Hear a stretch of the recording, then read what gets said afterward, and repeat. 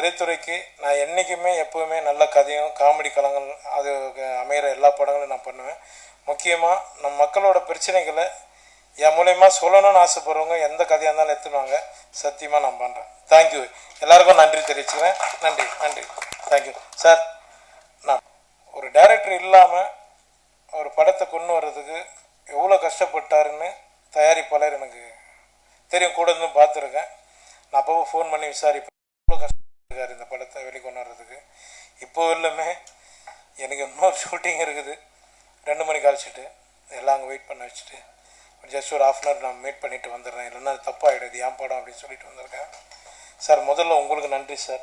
உங்களை மாதிரி எங்களுக்கு ஒரு தயாரிப்பாளர் கிடைச்சதுக்கு ரொம்ப சந்தோஷப்படுறேன் சார்.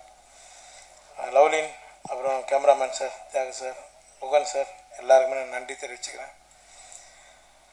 நிறைய எனக்கு நம்ம ப்ரெஸ்க்கு நண்பர்கள் எல்லாருமே வெளியே சொன்னாங்க, இங்கேயும் மேடம்லாம் சொன்னாங்க, நிறைய படங்கள் வந்து காமெடி படங்களே நீங்கள் நிறைய பண்ணுறீங்க, இனிமேல் நல்ல படங்களும் பண்ணுங்க அப்படின்னு சொல்லியிருக்காங்க.